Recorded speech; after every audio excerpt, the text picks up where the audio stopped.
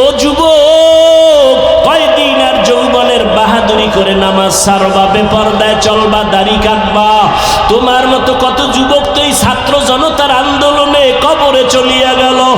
ও যুবক বাবা, কত যুবকের লাশ গাড়ির নিচে তাকায়া দেখো, এমন একটা দিন নাই বাসের নিচে, গাড়ির নিচে, পানির নিচে যুবকের লাশ নাই। কয়দিন আর বাঁচবারে যুবক বাবা? আজকে তুমি যত বান্ধবী দেখো আর বন্ধু দেখো, ওরে আজরাইল যখন এসে যাবে কেউ নাই, তোমার আমার গায়ের গেঞ্জিটা পর্যন্ত বেলেট দিয়া কেটে কেটে রেখে দিবে। কেউ নাই। কই আমার বন্ধু যদি শুনে তুমি আমি মরে গেছি, সাথে সাথে বন্ধু মোবাইল থেকে নাম্বারটা ডিলিট করে ফেলবে, বলবে তো মরিয়া গেছে, এখন আর এর নাম্বার মোবাইলে রেখে লাভ নাই। মামার হাতের ঘড়ি বলি আমার ঘড়ি, আমি মরিয়া গেলে ঘড়িটা আর একজনে হাতে দিয়া বলবে এটার মালিক আমি। আমার মোবাইলটা আর একজনে হাতে নিয়ে বলবে মোবাইলটা আমার বাড়ি, আমার বাড়ি, আমার গাড়ি যাই বলি সবাই আমাকে নামায় বলবে বাড়ির মালিক আমি।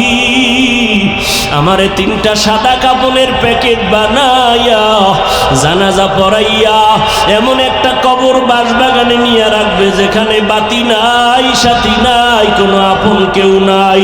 আমার মা কোথায়, বাবা কোথায়, ভাই কোথায়, বোনেরা কোথায়, বন্ধু কই? এখন আমি ডানে বামে দেখবো মাটি আর অন্ধকার আর মাটি। ওই কবর দেইখা উসমান রাদিয়াল্লাহু তাআলা আনহু কান্না করে। ও উসমান, আপনি জান্নাতি সাহাবী, কান্দেন কেন? বলে অন্ধকার কবরে গিয়া যদি 3টা প্রশ্ন দিতে জবাব দিতে না পারি, আমার মাওলার গাইবি আওয়াজ হবে, ও কবরের মাটি এই নাফরমানের 2 পার্শ্ব থেকে জোরে জোরে চাপ দাও। কবরের মাটি চাপ সহ্য করতে পারবি না রে যুবক। একটা মশার কামড় সইতে পারি না, একটা বেতের বাড়ি সইতে পারি না, সূর্যের গরম সইতে পারি না, জাহান্নামের গরম কেমনে সহ্য করব? হাসরের ময়দানে জাহান্নামের গরম কেমনে সহ্য করবা? সাহাবায়ে কেরাম যদি এত আমল তাকওয়া নিয়েও কান্না করতে পারেন, ওমরের মতো বান্দা কাঁদতে পারেন, তুমি আমি তো যা করি আমল নাই, নামাজ নাই, রোজা নাই, দাড়ি নাই, টুপি নাই। ও দাড়িওয়ালা, দাড়ি কামানেওয়ালা ভাইরা, বেপর্দাওয়ালা ভাইরা, ও পর্দার আড়ালের মা বোনেরা, ও বৃদ্ধ বাবাজিরা, দুনিয়াটা কিছুই না রে বাবা।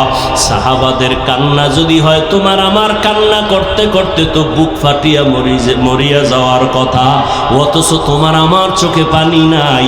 অন্যেরা যদি কান্না করে তাও তুমি পছন্দ করো না রে বাবা। এখনো সময় আছে, 2টা চক্ষু বন্ধ করে মরণের জন্য একটু চিন্তা করে আমার মালিকের অন্তর খুলিয়া মনে মনে ডাক দাও, হে আল্লাহ, ও দয়ার মালিক, তুমি এত বড় দয়াময়।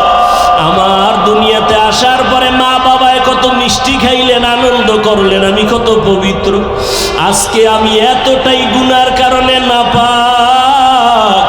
আমার গুনার কথা আমার মা জানে না, ভাই জানে না, বোনেরা জানে না, আমার পরিবারের কেউ জানে না। গুনার কারণে মনে হয় আমার হাত না পাক, আমার চোখ না পাক, আমার জিহ্বা না পাক, অন্তর না পাক। আজকে আমার গুনার খবর ভাই জানলে আমাকে ভাই বলে সম্মান করত না, স্ত্রী জানলে স্বামী বলে বরণ করত না, মা বাবায় আমার অন্যায়ের খবর জানলে ভালো চোখে তাকাইতো না। ও আল্লাহ, তুমি কত দয়ার মালিক। আমার রাগ করিয়া পানি বন্ধ করো নাই, বাতাস বন্ধ করো নাই, সূর্যের আলো বন্ধ করো নাই। ও আল্লাহ, আজকে তওবার নিয়তে ময়দানে হাজির হয়েছি। শয়তানের ধোকায় পড়ে কত দাড়ি কাটছে, কত নামাজ ছাড়লাম। আল্লাহ, আজকে থেকে তওবা করলাম, মরিয়া গেল আর নামাজ ছাড়বো না, দাড়ি কাটবো না, বেপরদায় চলবো না, মা বাবার সাথে বেয়াদবি করবো না, ওলামায়ে কেরামের পরামর্শ নিয়ে নবীর তরিকা মানিয়া 5 বেলার নামাজ পড়বো। ও যুবক বাবারা, বৃদ্ধ বাবাজিরা, পর্দার আড়ালের মা বোনেরা, ব্যবসায়ী ভাইরা, জীবনে যত মিথ্যা বলছেন তওবা করেন মনে মনে, আর মিথ্যা বলবেন না, গালি দিবেন না, কারো বিরুদ্ধে যাবেন না, গীবত করবেন না। নিজের সন্তান পরিবারকে আদর্শওয়ালা বানাবেন, নামাজি বানাবেন, পর্দাওয়ালা বানাবেন, কোরআন তেলাওয়াত শিখবেন, শিখাবেন, নবীর তরিকায় নামাজ পড়বেন, পড়াবেন, উলামায়ে কেরামের পরামর্শ নিয়ে চলবেন। তওবার যদি অন্তর তৈরি হয়ে থাকে রে যুবক, যদি মুনাফিকি না থাকে, অন্তর যদি তৈরি হয় তওবার জন্য, যাদের অন্তর তৈরি আছে, মরিয়া গেলেও নামাজ ছাড়বেন না, দাড়ি কাটবেন না, বেপরদায় চলবেন না, মা বাবাকে কষ্ট দিবেন না, উলামায়ে কেরামের দোয়া নিয়ে চলবেন, নবীর তরিকা মেনে চলবেন। তওবা করার মতো যদি অন্তর কারো তৈরি হয়, দুটো হাত আমার আল্লাহকে দেখায় দাও।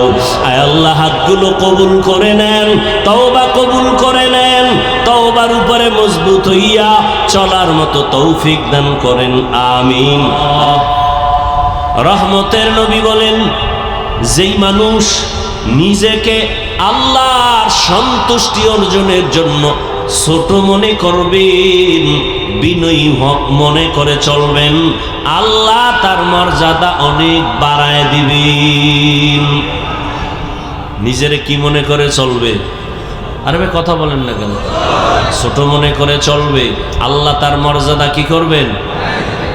নিজেকে যদি বড় বানাতে চাও হে মুমিন, বড়দের কদমে নিজেকে করে দাও বিলীন।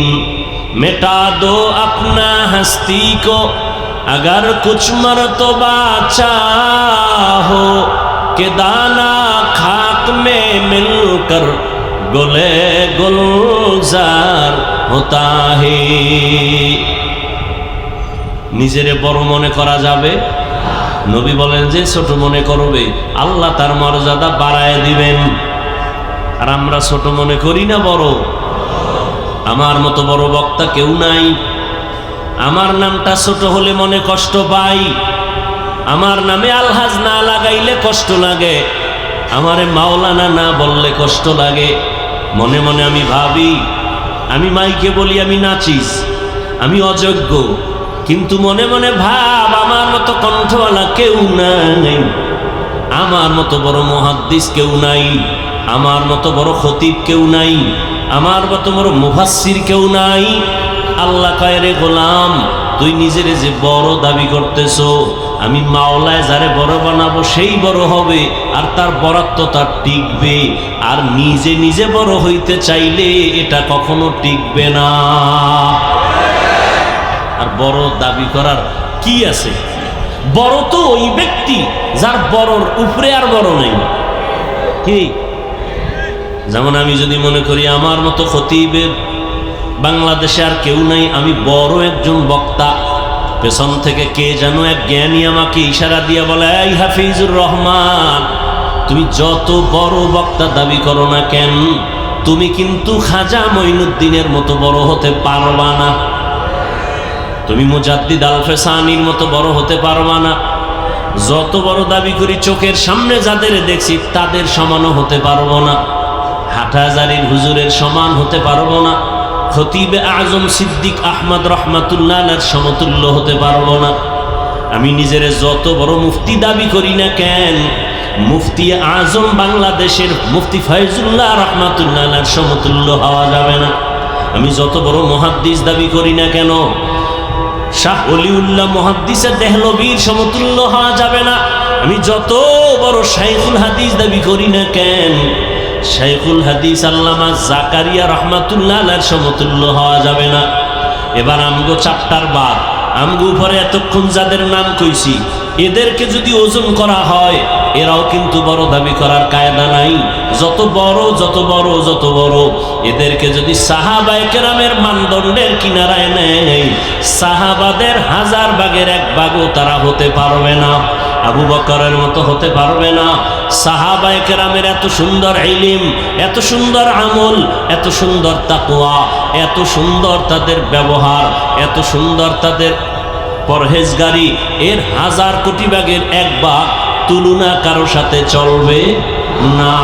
এবার আসেন, সাহাবাদেরকেও যদি আবার ওজন দেওয়া হয়, ওজন দিয়ে যদি রহমতের নবীর পার্শ্বে দাঁড় করানো হয়, আমার নবীজির সমতুল্য কখনো হবে না।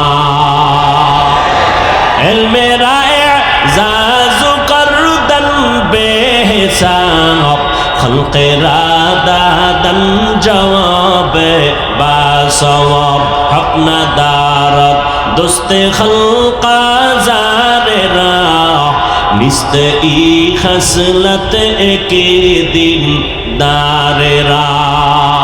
আপনাদের কদমতলী থানায় ধনী আছে না নাই? ধনী মানুষ টাকার গরম আছে না নাই? মানুষের ভিতরে কিছু গরম আছে। ও ভাই তুমি এত গরম গরম কথা কেন কও? আমার ভিতরে টাকার গরম। টাকায় কথা কয়। কে কথা কয়? আমি কথা বলি না, টাকায় কথা বলে। আর একজন আর টাকা নাই, এও গরম গরম আউলা জাউলা লেভেল সারা কথা কয়। কি তোর টাকা নাই, তুই তো ফকির নির্ভলা, তুই কেন গরম কথা কও? আমি কথা কই না, আমার দলের ক্ষমতার চেয়ারে কথা কয়। আছে না নাই? আর এক দলের ক্ষমতাও নাই, টাকাও নাই, কেউ তুমি আবার এত চিল্লায় কথা কও কেন? আমার এলেমের গরমে কথা হয়, আমার ভেতরে একটা শিক্ষার গরম আছে। মূর্খর সামনে আমার পাওয়ার বেশি। আর একজনের টাটকা মূর্খ, সেও গরম কথা কয়। ক্ষমতা আসেনি কয় নাই, টাকা আসেনি কয় নাই, শিক্ষা কয় না, দস্তখত দিতে পারি না। তুই কেন আবার গরম গরম কথা কও?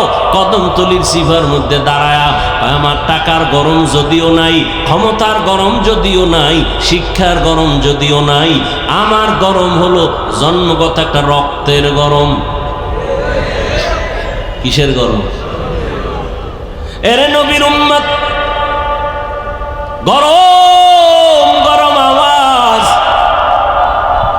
কিন্তু কদমতলী টাকাওয়ালা গরম ভাব লইয়া পায়ের উপরে পাও ফলায় বিড়ি টানে। গরম ভাব। কিও ভাই আপনার এত গরম কেন? কয় কদমতলীর আমি সেরা। তুমি এখানে বড় দাবি করলে কি হবে? ঢাকা জেলার ভিতরে ঢুকলে তোমার পাওয়ার শেষ। সেখানে আরো বড় গরম আছে, সে গাঞ্জা খায়, মদের বোতল নিয়ে বসে আছে। কি তোমার বাড়ি আছে একটা, তার বাড়ি আছে 5টা। কিন্তু এভাবে যাইতে যাইতে যাইতে যাইতে যাইতে যাইতে বাংলাদেশের বড় ধনীর গরম আছে না নাই? সালমান এফ রহমান সাহেব বড় ধনী, আরো আরো আরো আরো কতজন বড় ধনী, টাকার পাওয়ার বড় একজন ধনী। বাংলাদেশের ধনী তুমি যতই বড় দাবি করো না কেন, ভারতের কাছে তোমার বড় টিকবে না। ভারতের আবার বড় মাস্তান, বড় বড় যত দাবি করো না কেন, আমেরিকার বড়র কাছে তুমি স্যারেন্ডার হতে বাধ্য। সেখানে তোমার বড়র বড়াই টিকবে। সারা দুনিয়ার যত বড় সব যদি এক পালায় দেও, আমার আল্লাহর বরাদ্দের সামনে টিকবে না। কোটি টাকার মালিক দেখো, অভাব হয় না দূর, গরিবে ঘুমায় আরাম করে মনটা বাহাদুর। ফেরাউনের লাশটা দেখো মিশর জাদু ঘরে, খায় না মাটি পোকা মাছি সবাই ঘৃণা করে।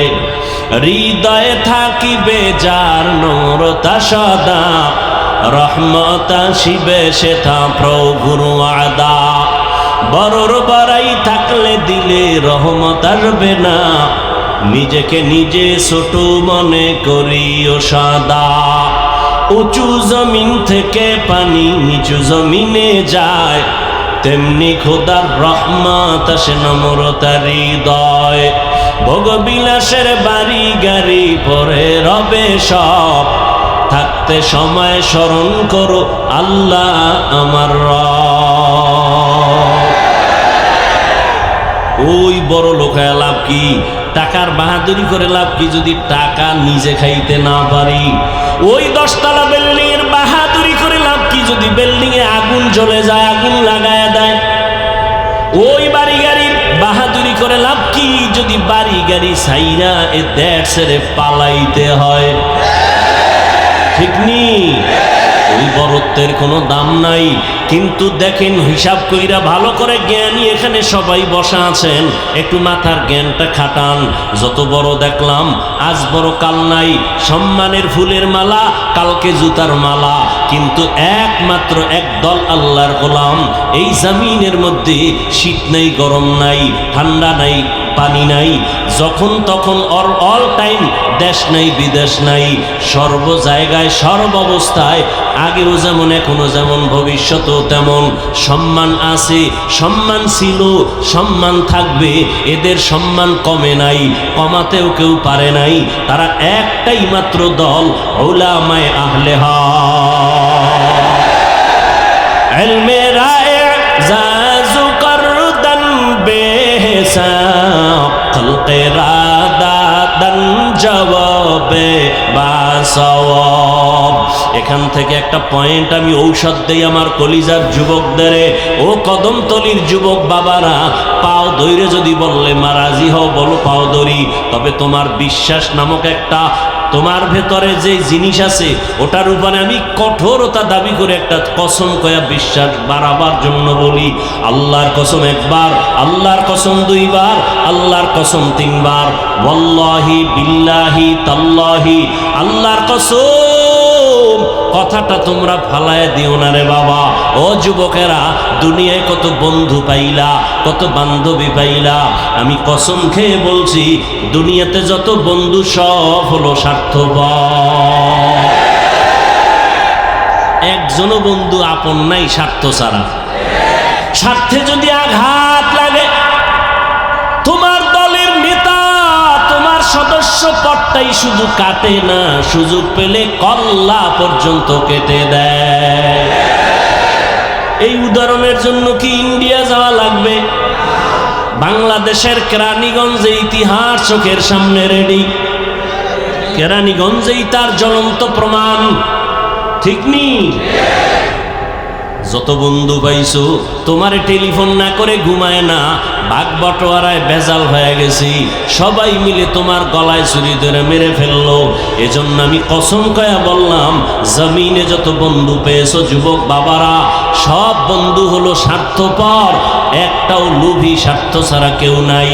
হয়তো অনেকে জ্ঞান খাটাইয়া বলবা আব্বা জান আর আম্মা জান কি স্বার্থপর নি? আল্লাহর কসম তারাও স্বার্থপর। বহু জায়গায় মা বাবা স্বার্থের টানে সন্তানের গলা কেটে ফেলেছে।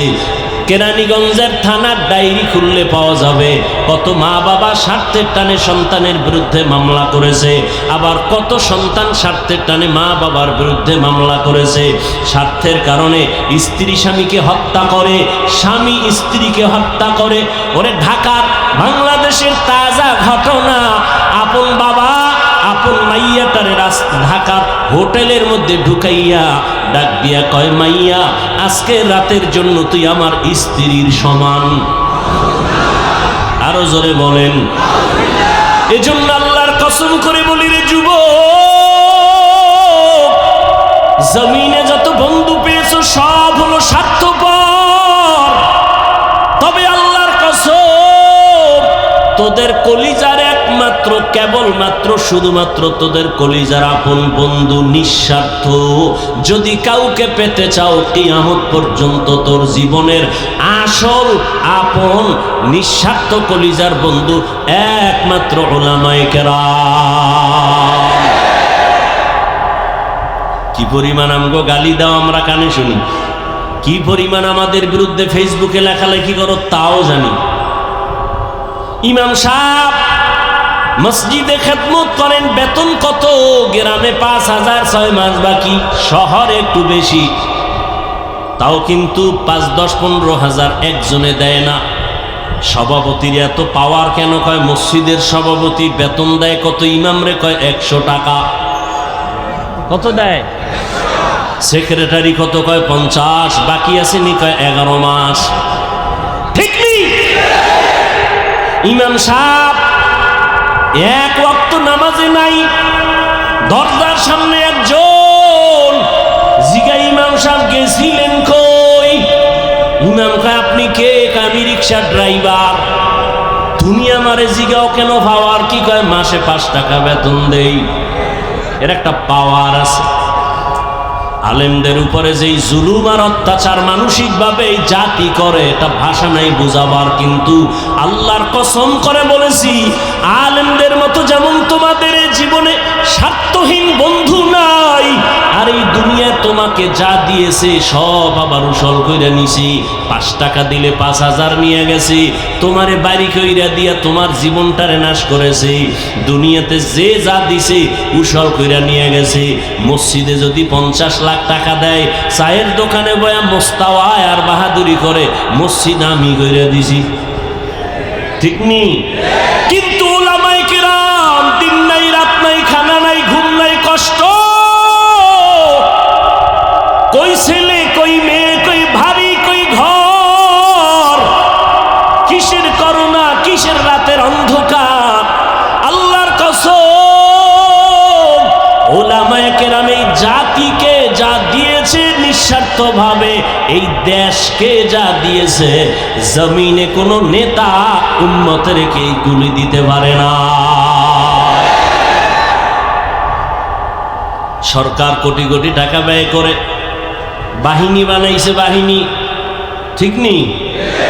বিভিন্ন ক্যাটাগরির বাহিনী বানাইছে, অস্ত্র দিছে, রাইফেল দিয়ে দিছে, ক্ষমতা দিয়ে দিছে, পাওয়ার। দুর্নীতি বন্ধ করো, চাঁদাবাজি বন্ধ করো, জুলুম বন্ধ করো, মদের আড্ডা বন্ধ করো, নেশাগ্রস্ত বন্ধ করো, সব অন্যায় বন্ধ করো। সরকারের কোটি কোটি কোটি টাকা ব্যয় করে যে বাহিনী বানাইয়া রাস্তায় ছেড়ে দিল, দুর্নীতি বন্ধ হলো? সোনার বাংলায় এই বয়সে দেখলাম দুর্নীতি বন্ধ হয় নাই, বরং চ্যাম্পিয়ন হয়েছে। সমাজে জুলুম বন্ধ হয় নাই, হয়েছে? একদল গেছি জুলুম গেছি গা কয় না, ঘরের ভিতরে আগুন লাগাই লোকে, দোকানে ডাকাতি হয় কেন? গেল, জুলুম বন্ধ হলো না, দুর্নীতি বন্ধ হলো না। একটু চোখে আঙ্গুল দিয়া বলে যাই রে যুবক, তাকাইয়া দেখ এই দেশের উলামায়ে কেরাম কত কষ্ট করে জীবন চালায়। মসজিদের বেতন ঠিক মতো পায় না, কোনো দ্বন্দ্ব নাই, গালি নেই, কোনো মানব বন্ধন নাই, কারো বিরুদ্ধে কোনো বরদোয়াও করে না। গালি দেনেওয়ালা সামনে দাঁড়ায়, মন খুইলা হাসি মুখে সালাম দেই, কথা বলি। ও আল্লাহর বান্দারা, এই উলামায়ে কেরামরা দিন নাই রাত নাই, এক প্রান্ত থেকে ভিন্ন প্রান্তে গিয়া গিয়া পাও ধরে ধরে চোখের পানি সেরে সেরে মানুষের দাওয়াত দেয়, আসো কল্যাণের পথে আসো, মা বাবার সাথে বেয়াদবি করবা না, অন্যায়ভাবে কারো হক নষ্ট করবা না, ভাইয়ের হক নষ্ট করবা না, কারো উপরে কোনো জুলুম করবা না, গালি দিবা না, মিথ্যা বলবা না। যেটা সরকারের কোটি টাকার তৈরি করা বাহিনী পারে নাই, এর থেকে বেশি উলামায়ে কেরাম কান্না করে পাও দইরা বেশি তৈরি করেছে। বহু ডাকাত উলামায়ে কেরামের সোহবত নিয়া আজকে 5 ওয়াক্ত নামাজি, মদের আড্ডা থেকে ফিরিয়া এখন 5 বেলার নামাজি। লক্ষ লক্ষ পথহারা মানুষ আল্লাহর পথে চলে, দ্বীনের পথে চলে, জুলুম করে না, মিথ্যা বলে না, কারো হক নষ্ট করে না, আগে করত। এরকম আছে না নাই? এদের পেছনে একমাত্র অবদান হলো উলামায়ে কেরাম। বিনিময় কি দিয়েছো? দিয়েছো গালি, ফেসবুক করেছো গরম, ওলামাদের বিরুদ্ধে লেখালেখি করেছো। কি লাভ হয়েছে? তোমার কোনো লাভ হয় নাই, বরং তোমার কপাল পুড়ে গেছে, তোমার কপাল পুড়ে গেছে। এত সুন্দর আয়োজন, হাজার হাজার হাজার মানুষ কলিজা দিয়া কান্না করে মোনাজাতে দোয়া করে, তোমার চোখে পানি নেই। তোমার চোখে পানি নেই কেন? এর একমাত্র কারণ, তোমার উপরে গুনার কারণে আমার আল্লাহ বেজার হয়ে গেছি।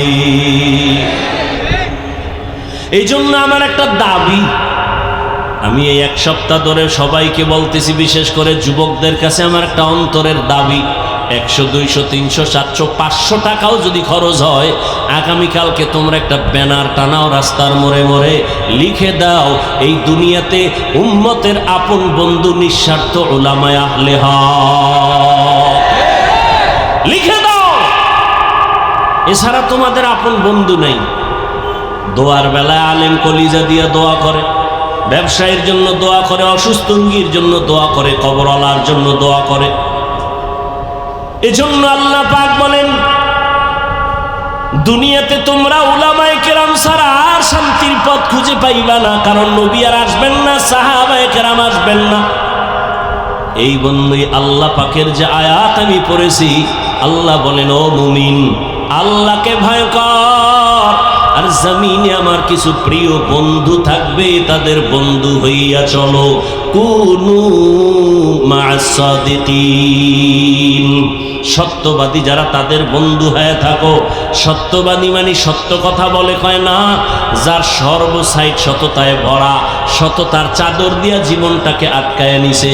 লেনদেনের ভেতরে সততা, জবানের ওয়াদায় সততা, আখলাকের সততা, তার সব ক্ষেত্রে সততা, আমলে ইখলাসে সততা। আর পৃথিবীতে সততার মানদণ্ডে এক ব্যক্তি শ্রেষ্ঠ, রাহমাতুল লিল আলামিন। কেমন মায়ার নবী আমার, যেই নবী 63 বছর হায়াতে ভুলেও কোনোদিন একটা মিথ্যা কথা বলেন নাই। কেমন সত্যবাদী নবী, যেই রহমতের নবী আমার, একটা গালি কাউকে দেন নাই। গালি দিবে দূরের কথা, হাজারো গালি শুনছেন, একটা গালির জবাবও দেন নাই। আরো আশ্চর্য কথা, মায়ার নবী কোনোদিন কারো দিকে চোখ দুইটা গরম করে তাকান নাই। কেমন মায়ার নবী আল্লাহ আমাদের দান করেছেন, যেই নবীকে দেখার জন্য গর্তের পিপিলিকা আল্লাহর কাছে আরজি পেশ করে। আর ওই নবীর উম্মত হইয়া আমরা সেই নবীকে চিনতে পারি নাই। ও যুবক আল্লাহর গোলাম, যদি নবীরে চিনতে পারতেন যুবক, দলের মোহাব্বত নিয়ে রাস্তায় মিছিল করো, নেতার পক্ষে মিছিল করো। আমার নবীরে যারা গালি দেয় তাদের বিরুদ্ধে কেন তুমি রাস্তায় দাঁড়াও না? যদি তুমি নবীর মায়া মোহাব্বত নিয়ে রাস্তায় দাঁড়াইতা, এই সোনার বাংলায় নবীর দুশ্মন কোনোদিন চোখ তুলে কথা বলার সাহস পেত না। তুকু যাও সুন্নতে আহমদ কুজাবা মোহাম্মদ কেবুদ নিসবতরা মান আহাব্বা সুন্নতি কৌলে রসুল মজদায়ে কানা মাই হাম কুন কবুল। এরে নবীর উম্মত, তাহলে এতক্ষণ আলোচনায় কি বুঝলেন? ওলামায়ে কেরাম লাগবেনি? জোরে বলেন। যারা মহাপণ্ডিতি করে বলে আমার আলেম লাগে না, কোনো মুরব্বী লাগে না, আল্লাহর কসম তাদের দুনিয়াও বরবাদ, পরকালও বরবাদ। একটু খেয়াল করেন তো, এখন যারা ইদানিং কালে ফেসবুকে উল্টা পাল্টা লেখে, ভালো করে তালাশ করে দেখবেন এই একটারও কোনো মুরব্বী নেই। যেটির মুরব্বী নেই, এটি বেয়াদব। মুরব্বী মানেন এটি কি বলেন? বেয়াদব। লিকুল্লি শাইইন জিনাতুন ফিল ওয়ারা ওয়া জিনাতুল মারই তামামিল আদাবি আজ খোদা খা মে তৌফিক আদব বেআদব মাহরুমে গাশত আজ ফজলে রব। এই মিয়া, ছাত্র জনতার আন্দোলন হইছে না? ভালো করে খেয়াল করেন, প্রত্যেকটা পয়েন্ট খেয়াল করবেন, ভুল হলে ধরায় দিবেন, বিশেষ করে ওলামায়ে কেরাম। ছাত্র জনতার আন্দোলন ভালো করে বুঝেন, এখানে জনতা ছিল, ওলামায়ে কেরামদের ভূমিকা অস্বীকার যে করবে সে নিকৃষ্ট মুনাফিক। এই ছাত্ররা নিজের বুদ্ধি দিয়ে সফলতা আনতে পারে নাই, পেছনে পরামর্শ দেনেওয়ালা ছিল মুরব্বীরা। মুরব্বীদের পরামর্শ মানতে গেলে সফলতা আসবে, অ্যাবাউট করলে কপাল ভরে যাবে। কপাল, একটা গরুর গলায় রশি লাগানো, মালিক ধরে রাখছে, গরুটা ডানে বামে যখন অন্যের ফসলে মুখ লাগায়, মালিক রশি ধরে টান দেয়, আর খাইতে পারে না। ঠিক যারা মুরব্বী মেনে চলে, আল্লাহর প্রিয় বান্দাদের নেক নজর নিয়ে চলে, তারা উল্টা পাল্টা করতে পারে না, করলেই পেছন থেকে টান দেয়। এই বক্তব্যটা কেন দিলি, তাড়াতাড়ি মাপ চা। ঠিক নেই? আমার এত ভক্ত, এত কিছু, আমি নিজেরটা নিজে খাই, নিজের দৌড়ান নিজে দৌড়াই। আমি যদি এখন মনে করি আমার ওয়াজে এত আল্লাহর গোলাম, আমি এখন যা মনে চায় তাই বলবো, এই চিন্তা কইরা বলতে গেলে পারি, কতক্ষণ বলতে গেলে পারবো, কিন্তু না, আমার মাথার উপরে পেছন থেকে মুরব্বী আমাকে ইশারা করতেছে, বয়ানে উঠার আগে ইশারা করে, নামার পরে ইশারা করে, এমন কোনো মুহূর্ত নাই মেসেজ দেয়, হাফিজ সাহেব তুমি এমন কথা বলো, এমন কথা বলবা না, এইভাবে বয়ান করো, এইভাবে বয়ান করবা না। আমি আবার চিন্তা করি, একটা যদি গায়ের জোরে বইলাই ফেলাই, মানুষের কাছে জবাব দেওয়ার আগে আমার মুরব্বী আমারে ধরে ফেলবে। এই জন্য সহজ কথা, রহমতের নবী দুনিয়াতে আসছেন রবিউল আউয়ালের কোনো এক বছরের রবিউল আউয়ালে রহমতের নবী মক্কা নগরীতে আসছেন।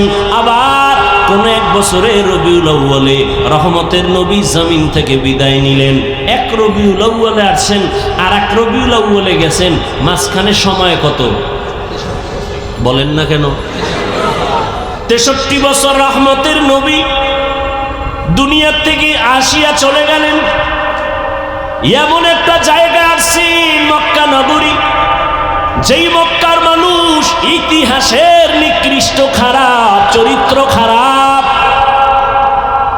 এত খারাপ, যেই খারাপের কোনো ভাষা নাই বলার। দুনিয়ার সবাই জানে জাহেলিয়াতের বর্বরতার যুগ ছিল ওইটা, কেমন খারাপ।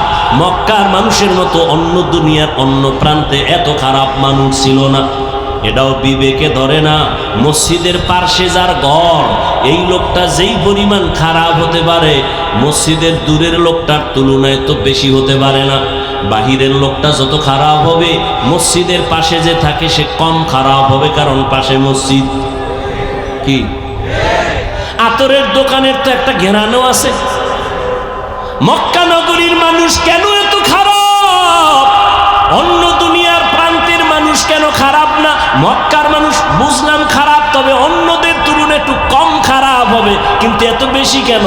কম হবে কেন?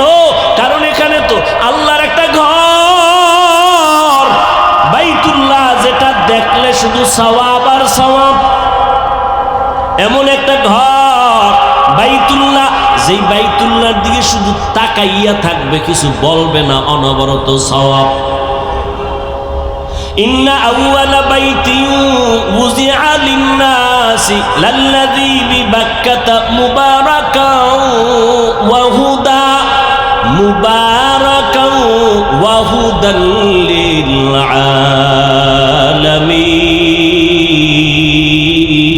আলামিন। আল্লাহ জমিনটা বানায় একটা ঘর বানাইলেন, কোনো বাসিন্দা নাই, জমিন বানায় আল্লাহ ঘর বানাইলেন মক্কা নগরীতে বাইতুল্লাহ। এমন একটা ঘর যেদিকে তাকাইলে সওয়াব, এমন একটা ঘর যে ওর এরিয়ার মধ্যে ঢুকলে তার নিরাপদ। হাজাল বালাদিল আমিন, নিরাপদ শহর। এমন একটা ঘর যেই ঘরের এরিয়ার মধ্যে ঢুইকা একবার যদি বলে আল্লাহ, 1,00,000 বার আল্লাহ বলার সওয়াব পেয়ে যাবে। একটা সেজদা যদি দেয়, 1,00,000 সেজদার সওয়াব আল্লাহ দান করবেন। এই ঘরের পার্শ্বের মানুষগুলো এত খারাপ কেন? বিস্তারিত জবাবের নির্যাস হলো, এই মানুষগুলো এত খারাপ হওয়ার কারণ এদের কোনো মুরব্বী নাই, নাই, এদের কোনো অভিভাবক নাই। ঈসা নবী চলে গেছেন, আর মাঝখানে কোনো নবী নাই।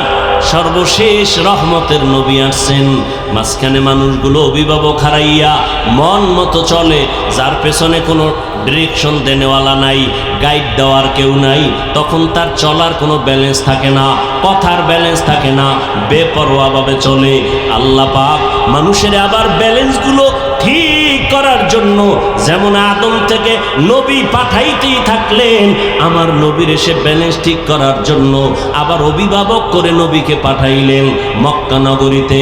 রহমতের নবী মক্কা নগরীতে আসছেন, আশাটাকে বাংলায় বলে শুভাগমন, জন্ম মোবারক, আরবিতে বলে মিলাদুন নবী। কি বলে?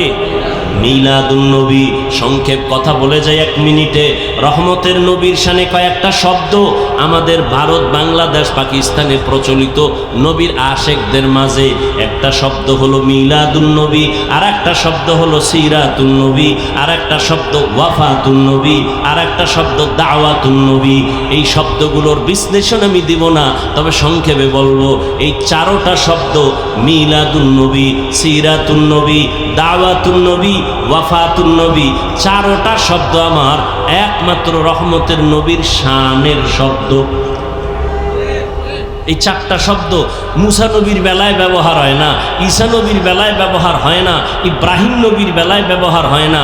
একমাত্র আপনার আমার নবী রহমতুল্লিল আলামিনের বেলায় ব্যবহার হয় মিলাদুন নবী, সিরাতুন নবী, দাওয়াতুন নবী, ওয়াফাতুন নবী। এই নবীর শব্দগুলো নবীজির শানের। অতএব এই শব্দকে যারা ছোট দেখবে তাদের ঈমান ছোট হয়ে যাবে। সহজ কথা, কোনো দ্বন্দ্ব নাই, ইখতিলাফ নাই, দূরত্ব দূর করেন, সবাই এক হন। দূরত্ব হতে হতে আজকে জাতিকে ধ্বংস করার জন্য 2টা যত পলিসি আছে এর মধ্যে 2টা প্রধান। এক, শিক্ষার মেরুদণ্ড ভেঙ্গে দাও তো জাতি ভেঙ্গে যাবে। 2, এই জাতির ঐক্যবদ্ধতাকে ভেঙ্গে টুকরো করে দাও, তাহলে জাতি দুর্বল হয়ে যাবে। তাহলে আমাকে শিক্ষার মেরুদণ্ড ভাঙ্গা। শরআতে পড়ছি, ওযু শরআতে পড়েছিলাম আল্লাহ পড়ছি না। এখন কিন্তু মেরুদণ্ডের উপরে পছন্দ রয়েছে, কয় শরআতে পড়ো অজগর, শরায়াতে পড়ো আপা, সরে ওতে পড়ো ওরনা। এইভাবে শব্দ দিয়া শব্দ বাড়ায়। সেদিন আমাদের কথা বলি নাই, আমরা কি সুন্দর শিক্ষা করে আসছি। সকালে উঠিয়া আমি মনে মনে বলি, আমি যেন সারাদিন ভালো হয়ে চলি। ভুলে গেছেন না? সারা রাত মোবাইলে আকাম করলেই মনে থাকেনি। আদেশ করেন যাহা মোর গুরুজনে, আমি যেন সেই কাজ করি ভালো মনে। আর এখন কি শোনাচ্ছে? কিরিং কিরিং টেলিফোন, হ্যালো হ্যালো হ্যালো, কে তুমি, কাকে চাও, বলো বলো বলো। আমি ম্যাও, হ্যালো ক্যাট, বিড়ালকে চাই, জরুরি খবর আছে ডেকে দাও তাই।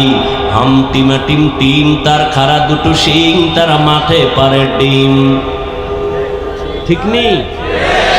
জিন্দেগি মে বন্দগি তু করনা হে,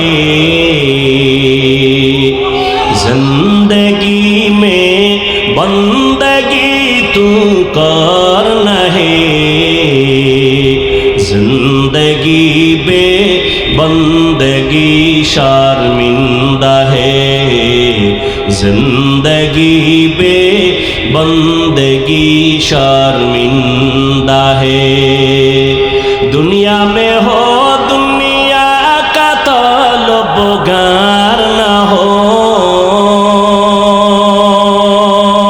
बाजार से गुजर हो खरीदार ना हो। ये दुनिया एक मिसल कागज फूल है, ये दुनिया एक मिसल कागज फूल है। जिंदगी में बंदगी तू करना है,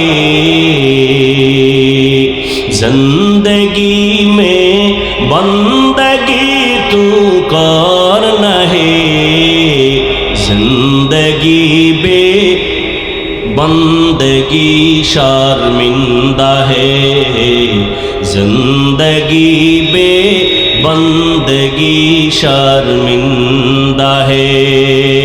जिंदगी में बंदगी कुन बंदगी, बंदगी बे जिंदगी शर्मिंदगी।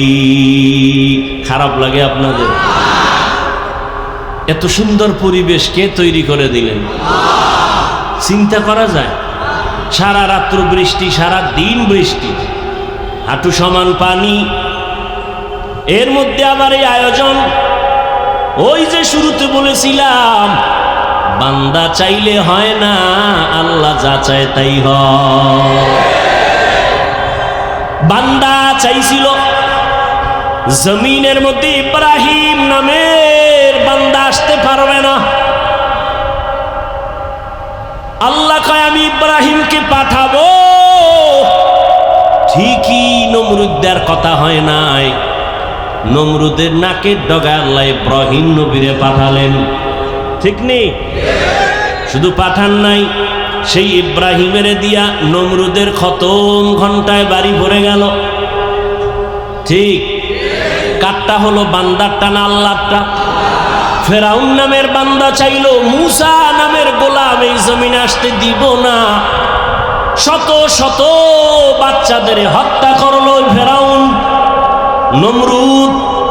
আল্লাহ কয় ও ফেরাউন না, আমি মুসারে যে তো পাঠাবই, শুধু পাঠাবো না, তোর ঘরে রাইখা তোর টাকা দিয়া বড় বানাও। ঠিকই আল্লাহ তাই করলেন। ফেরাউন চুবায়া শেষ,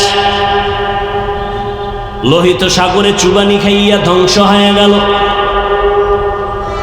এজন্য বলি আল্লাহ চাইলে সব হয়, বান্দা চাইলে কিছু হয় না। এত সুন্দর বেহেশতের বাগান সবাই আসতেও পারে না, এখানে আসতে হলে কপাল লাগে, কপাল। টাকাওয়ালার অভাব নাই, মক্কার হাজির বড় অভাব। টাকা থাকলেই বাইতুল্লাহ যাওয়া যায় না যদি মাওলায় কপালে না রাখে। মনে চাইলেই বেহেশতের বাগানে বসা যায় না আল্লাহ যদি কবুল না করেন। এই বাগানটার এখন এত দাম, রহমতের নবী বলেন বসার সাথে সাথে সবার জীবনের সব গুনাহ মাফ হয়ে গেছে। এত বরকতি মজলিস, এখানে বসে যদি বান্দা দুই ফোঁটা চোখের পানি ছেড়ে মা বাবার জন্য, দেশের জন্য, ভাই বোনের জন্য, পরিবারের জন্য মুসিবত থেকে হেফাজতের দোয়া করে কান্না করে বিদায় হও, আমি আল্লাহ তোমার তওবা কবুল করে নিষ্পাপ শিশুর মতো পবিত্র বানায় দিব। আতিনা ফি দারে দুনিয়া না হাসান, আতিনা ফি দারে উকবা না হাসান, ইয়া গিয়াসাল মুস্তাগীসিন ইহদিনা লিফতিখারা বিল উলুমে ওয়াল গিনা। জান্নাতের সঠিক পথে যদি চলতে চাও, উলামায়ে কেরামের সংস্রবে যাও, বন্ধু বানাও। সত্যবাদী রহমতের নবী মক্কা নগরীতে যখন আসছেন, আসা মাত্র পরিবর্তন শুরু হয়ে গেল। এখন আর মন মতো চলা যাবে না, অভিভাবক চলে আসলেন। নবীজি এমন আদর্শ দিলেন, মক্কার চরিত্রহীন মানুষগুলো এত খারাপ ছিল, রহমতের নবীকে মাথার মুকুট বানাইয়া, যারা কালেমার রশি গলায় লাগাইয়া পথ চলা শুরু করলেন, আল্লাহ তাদের মর্যাদা এত দিলেন। আল্লাহ জিব্রাইল আমিনকে বলেন লিস্টি দিলাম, নবীরে গিয়া দেখায় দাও, এই লিস্টিতে যাদের নাম আছে তাদের ঘোষণা নবী যেন দিয়া দেয়, এরা বিনা হিসাবে জান্নাতি। মক্কার চূড়ান্ত খারাপ মানুষগুলো দুনিয়াতে জিন্দা থাকতেই জান্নাতের টিকিট পেয়ে গেলেন। এটা কি নতুন শুনলেন না আরো আগেও শুনছেন? দুনিয়াতেই জান্নাতের টিকিট হাতে পেয়ে গেলেন আলী সহ 10 জন সাহাবা রাদিয়াল্লাহু আনহুম আজমাইন। এখন তারা ঘুমাইতে গেল, নবীর অভিভাবকত্বের নির্দেশ না মেনে ঘুমায় না। এতদিন মন চাইলে ঘুমাইতো, মন চাইলে উঠতো, খানা পাইলে খাইতো, না পাইলে নাই, ভালো মন্দ যাচাই করতো না। এখন খানা খাওয়ার আগেই একটু চিন্তা করে হালাল না হারাম। খানাটা মুখে দেওয়ার আগে দোয়া পড়ে বিসমিল্লাহি ওয়া আলা বারাকাতিল্লাহ। চলতে গিয়ে এখন মন মতো চলে না। মদিনার নবী অভিভাবক হয়ে বলছে ডাইনে চলবা সুন্নত, নজরটা নিচে রাখবা সুন্নত। এত বড় বড় দামি সাহাবী এখন অভিভাবক মাইনা চলার কারণে নিজের কন্ট্রোলে চলে, এখন ডাইনে চলে, মনে চাইলেই মন মতো চলে না, এখন নজরটা নিচের দিকে রাখে, এখন নিজের বিনয়ী মনে করে চলে। আবু বকরের মতো বান্দা রাষ্ট্র ক্ষমতায় বসিয়াও এতটা আল্লাহর ভয়, রহমতের নবীর ছোঁয়া পাইয়া এতটা কন্ট্রোল রাষ্ট্র ক্ষমতা আবু বকরের হাতে, রাজনীতির সফল নেতা, রাজনীতির সফল শিক্ষক এখন আবু বকর। ওরে নবীর উম্মতের দল, আবু বকর বসে আছেন, স্ত্রী একদিন ডাক দিয়ে কয়, ও খলিফাতুল মুসলিমিন, আমার মিষ্টি খাইতে মনে চায়। আবু বকর পুরা দেশের ক্ষমতা হাতে নিয়ে কয়, বিবি ক্ষমা করে দাও, মিষ্টি খাওয়ানোর টাকা আমার হাতে নাই। সুবহানাল্লাহ আসবে না? বুঝেননি কথা? পুরা রাষ্ট্র ক্ষমতা হাতের মধ্যে, স্ত্রী মিষ্টি খেতে চায়, বলে মিষ্টি খাওয়ানোর মতো টাকা নাই। ভালো করে খেয়াল করেন। এজন্যই তো বলি, ইসলাম দিতে পারে জমিনে শান্তি, ইসলাম দিতে পারে মানুষের কল্যাণ। ইসলাম এমন একটা ধর্ম, শুধু মানুষ শান্তিতে থাকবে তা না, হিন্দুরাও শান্তিতে থাকবে। ইসলাম বিধর্মীদের শান্তি দেয়।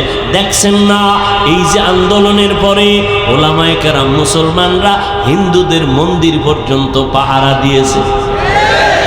ইসলাম আক্রমণ করে না, জুলুম করে না, সন্ত্রাসী কর্মকাণ্ড করে না, বরং সন্ত্রাসী দমন করে ফেলে ইসলাম।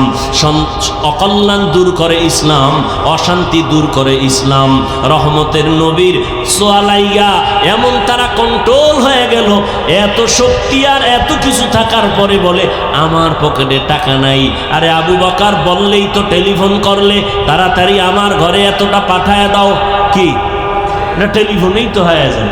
আবু বকর বলে টাকা নাই। কিছুদিন পরে বিবি সাহেবা কিছু টাকা হাতে নিয়ে বলে, ও স্বামী আমার, সেদিন আপনি বলছিলেন টাকা নাই, মিষ্টি খাওয়াতে পারবেন না, এখন আমি কিছু টাকা দিলাম, এই টাকা দিয়ে আমারে মিষ্টি খাওয়াইয়া দেন।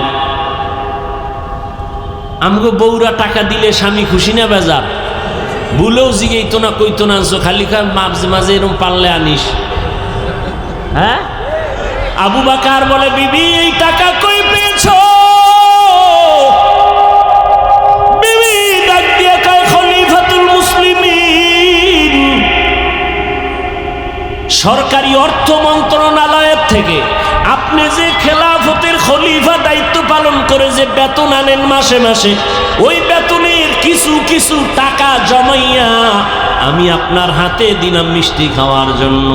আবু বকর বলে, রে বিবি, তো বুঝলাম আমি যে বেতন পাই, ওই বেতনের যে টাকা, এই যে টাকা তুমি আলাদা করছো, এই টাকাগুলো না হইলেও আমার সংসার চলে, অতএব আগামী মাস থেকে আমি বেতন থেকে এই টাকা কমাইয়া নিব। हर के दारत खौफे हक दर्दिल मदाम जन्नतुल मअवा देहत उरा मकाम जुज़बा हक ची ज़े मखाद इंसुजा फजले उआ मस्ते दर्जुम ला जहाँ। এরে নবীর আশিক, আল্লাহর ভয়ের নাম তাকওয়া। এজন্য আল্লাহ কয়, আমার প্রিয় বন্ধু, সত্যবাদীদের বন্ধু হওয়ার আগে একটা শর্ত, আল্লাহকে ভয় কর, তাকওয়া অর্জন করো, আল্লাহকে ভয় করো, আল্লাহকে ভয় করো। এখানে যদি আমি প্রশ্ন করি, আপনারা কারা কারা আল্লাহকে ভয় করেন? সবাই দুই হাত উঁচু করবে। কোনো চালাক বাঙালি থাকলে দুইটা ফাও আলগি দিয়ে কইব, চার হাত পায় আল্লাহরে আমরা আপনাদের থেকে বেশি ভয় করি। আছে না নাই? কিন্তু দুঃখ, এখানে এমন আশেকে রাসূল বসে আছেন, ফজর পড়ে নাই, জহুর পড়ে নাই, আসর পড়ে নাই, মাগরিব পড়ে নাই, এশাও পড়ে নাই, আশেক নাই। সেও বলে আমি আল্লাহকে ভয় করি। যে গাঞ্জার বোতল নিয়ে দৌড়ায়, মদের বোতল নিয়ে দৌড়ায়, সেও বলে আমি আল্লাহকে ভয় করি। যে মানুষ হত্যা করে, সেও বলে আল্লাহকে ভয় করি। যে টুপি দেয় না, সেও কায় ভয় করি, আমি টুপিওয়ালাও বলি ভয় করি। যে দাড়ি রাখে না, সেও বলে আল্লাহকে ভয় করি, আমি দাড়ি রাখিয়া কই আল্লাহরে ভয় করি। যে পর্দা করে না, সেও বলে আল্লাহকে ভয় করি, আমি পর্দা করিও বলি আল্লাহকে ভয় করি। আসলে আল্লাহর ভয়, ভয় বড় কঠিন একটা সম্পদ। এই ভয়ের নাম তাকওয়া। যিনি আল্লাহকে ভয় করবেন তার নাম হলো মুত্তাকি। মুত্তাকি হতে পারলে দুনিয়াতে আল্লাহ তাকে 6টা পুরস্কার দান করবেন, আখিরাতে 2টা পুরস্কার দান করবেন। আখিরাতের প্রথম পুরস্কার বিনা হিসাবে জান্নাত, দ্বিতীয় পুরস্কার পর্দা ছাড়া ডাইরেক্ট হবে আমার আল্লাহর সাথে মোলাকাত। এই বরকত পাবে কারা? গাঞ্জাখোর, যাদের মধ্যে আল্লাহর ভয় আছে। এখন যে বেনামাজিও আল্লাহকে ভয় করি, নামাজিও বলে ভয় করি, দাড়িওয়ালা বলে ভয় করি, দাড়ি ছাড়াও বলে ভয় করি, আসলে ভয়ের মর্মটা কি আমরা বুঝি না। উদাহরণ দিয়া বলি, সন্তান মা বাবাকে ভয় করে, প্রমাণ মা বাবার সামনে অন্যায় করে না। ছাত্র শিক্ষকের ভয় করে, প্রমাণ শিক্ষকের সামনে কোনো অপরাধ করে না। ঠিক যারা আল্লাহকে আসলেই ভয় করবে তারা গুনাহ কখনো করবে না। অতএব যে বলে ভয় করি আবার গুনাহ করে, আসলে সে আল্লাহকে ভয় করে না। এই ভয় মানে তাকওয়া, এটার এত দাম যে দুনিয়াতেই 6টা পুরস্কার আল্লাহ দিবেন, বলার সময় আমার নাই। এই তাকওয়ার এত দাম। আমার নবী যার কোনো গুনাহ, সেই নবীকে পর্যন্ত আল্লাহ নিজে বলেন, ইয়া আইয়ুহান নাবিয়্যুত্তাকিল্লাহ ওয়া লা তুতিইল কাফিরিনা ওয়াল মুনাফিকিন। ও নবী, আপনি আমার এত বড় মুহাব্বতের, দুনিয়ার সব নবী, মূসা নবী, ঈসা নবী, সব নবী রাসূল আমি আল্লাহ তাআলার আশিক, আর আমি আল্লাহ নিজে হলাম আপনি মুহাম্মদের আশিক। ও নবী, এরপর আমি আপনারে বলি, আমি আল্লাহকে ভয় করেন, তাকওয়া অর্জন করেন, কাফেরের অনুসরণ করবেন না, মুনাফিকদের অনুসরণ করবেন না। নবীকে তাকওয়ার বয়ান করতেছেন, আল্লাহর ভয়। আল্লাহ কোরআনের ভিন্ন আয়াতে বলেন, ওয়া আম্মা মান খাফা মাকাম রাব্বিহি ওয়া নাহান নাফসা আনিল হাওয়া ফাইন্নাল জান্নাতা হিয়াল মাওয়া। আল্লাহর আদালতে দাঁড়াইয়া হিসাব দেওয়ার ভয়। দুনিয়াতে যেই ব্যক্তি মনে মনে আল্লাহর আদালতে দাঁড়ানোর ভয় করিয়া গুনাহ থেকে নিজেকে বাঁচাইবে, নবী বলেন তারে সুসংবাদ দিয়ে দেন, তার ঠিকানা হবে জান্নাতুল মাওয়া। আল্লাহর ভয়। আজকে এত বয়ান কি, বৃষ্টি আর রৌদ্র কি, গরম আর ঠান্ডা, বয়ান 12 মাস। তাবলীগওয়ালাদের বয়ান, পীর সাহেবদের বয়ান, জুমার খতিব সাহেবদের বয়ান, আমাদের বক্তাদের বয়ান, এত বয়ান, আবার মোবাইলে বয়ান, কিন্তু আমলনামা শূন্য কেন? যদি মিথ্যা কথা যে বলে সেও জানে মিথ্যা বলা পাপ, জানে না? যে অন্যের হক নষ্ট করে সেও জানে অন্যের হক নষ্ট করা গুনাহ। মা বাবারে কষ্ট দেওয়া গুনাহ, এরপরও দেয়। মিথ্যা কসম খাওয়া গুনাহ, জানে তারপরও করে। গালি দেওয়া গুনাহ, জানে তারপরও গালি দেয়। গীবত করা গুনাহ, জানে তারপরও গীবত করে। অথচ বয়ানও শুনে বলে আমি অমুক হুজুরের ভক্ত, অমুক পীর সাহেবের ভক্ত, তারপরও দাড়ি রাখে না, টুপি পরে না। ও যুবক, এর একমাত্র কারণ আমার আল্লাহর ভয় অন্তরে আসে নাই। আল্লাহর ভয় যতদিন পর্যন্ত অন্তরে আসবে না, ততদিন পর্যন্ত বান্দা গুনাহ মুক্ত হতে পারবে না। আল্লাহর ভয়ের নাম তাকওয়া। এই তাকওয়া অর্জন করার পথ হলো আল্লাহর প্রিয় বান্দাদের নেক নজর লাগাও। কারণ তোমার আমার চোখের নজরের মধ্যে কোনো পাওয়ার নাই, কিন্তু আল্লাহ ওয়ালা যারা, ওলি যারা, আউলিয়া যারা, তাদের নজরের মধ্যে পাওয়ার আছে। আল্লাহ তাআলা কোরআনেও বলছেন, নবী হাদিসেও বলছেন, এই পাওয়ারটা আল্লাহ তাদেরকে দেন যাদের মধ্যে তাকওয়া আছে। আল্লাহর প্রিয় বন্ধু যারা, এদের শব্দ আল্লাহ পাক কোরআনে বলছেন আউলিয়া, আর এক বচনে বুখারী শরীফে বলছেন ওলি। এরা আল্লাহর বন্ধু, এদেরকে আল্লাহ স্পেশাল পাওয়ার দেন। আউলিয়া কারা? আউলিয়া অলিকুল শিরোমণি ব্যানার লাগাইলে হবে না, জাকের পার্টির ব্যানার লাগাইলে জাকিরিন হওয়া যাবে না, ঈমান আলী নাম রাখলেই মুমিন হওয়া যাবে না। নাম ঈমান আলী, তা যাবে ঈমান আছে না নাই? ঈমান আলী নাম রাখলেই মুমিন হওয়া যায় না। ডাক্তারের ঘরে জন্ম নিলেই ডাক্তার হয় ইঞ্জিনিয়ার সাহেবের ঘরেই জন্ম নিলে ইঞ্জিনিয়ার হওয়া যায় না। ভালো করে বুঝে আল্লাহ পাক রব্বুল আলামিন বলে তাকওয়া এমন একটা পুঁজি, অর্জন করো আল্লাহর মোহাব্বত নিয়া।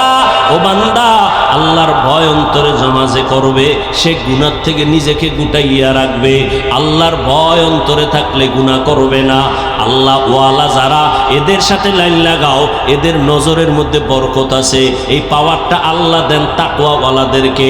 আল্লাহ বলেন, আলা ইন্না আউলিয়া আল্লাহ লা খাউফুন আলাইহিম ওয়া লা হুম ইয়াহজানুন আল্লাযীনা আমানু ওয়া কানু ইয়াত্তাকুন।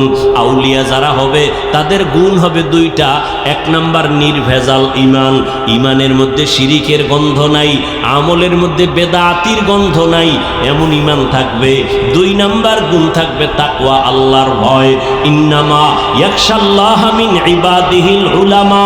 আল্লাহ বলেন আমার বান্দাদের মধ্যে যারা উলামা তারা আল্লাহরে ভয় করবে। সাধারণ মানুষ শয়তানের ধোকায় পইরা ডান হাত বাম হাতে আংটি লাগাবে, কিন্তু একজন আলেম বাম হাতে আংটি লাগাবে না।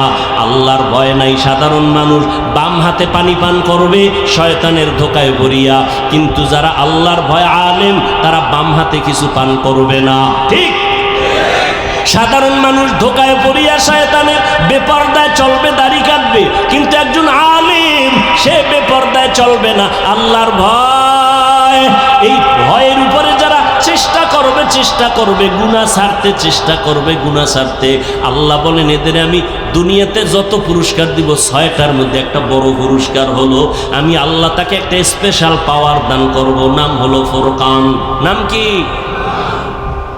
ইয়া আইয়ুহাল্লাযীনা আমানু ইন তাত্তাকুল্লাহ ইয়াজআল লাকুম ফুরকানা ওয়া ইউকাফির আনকুম সাইয়্যাতিকুম ওয়া ইয়াগফির লাকুম ওয়াল্লাহু যুল ফাদলিল আযীম।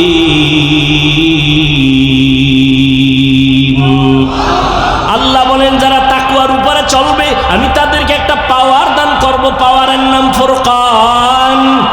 ফুরকান নামের পাওয়ার, এই পাওয়ারটাকে হাদিসের ভাষায় আরেকটা শব্দ দিয়ে বলা হয়েছে। ক্বালান নবিয়্যু সাল্লাল্লাহু আলাইহি ওয়া আলিহি ওয়া সাল্লাম ইত্তাকু ফিরাসাতাল মুমিন ফাইন্নাহু ইয়ানজুরু বিনুরিল্লাহ। ও দুনিয়ার উম্মতেরা, আল্লাহর প্রিয় বান্দাদের মনের মধ্যে একটা পাওয়ার আছে, কলবের মধ্যে ফেরাসাতের পাওয়ার। এটাকে ভয় করো, কারণ তারা চোখ দিয়ে দেখে না, কলবের চোখ আল্লাহ নূরের আলো দেয়, ওই আলো দিয়া তারা অনেক কিছু দেখে যেটা দুনিয়ার সাধারণ মানুষ দেখতে পায় না। খারাপ লাগতেছে? এত সুন্দর বরকতের দোয়া থুইয়া বাড়ি যাইবেন? আমি গুছাই নিতেছি আর অল্প টাইম।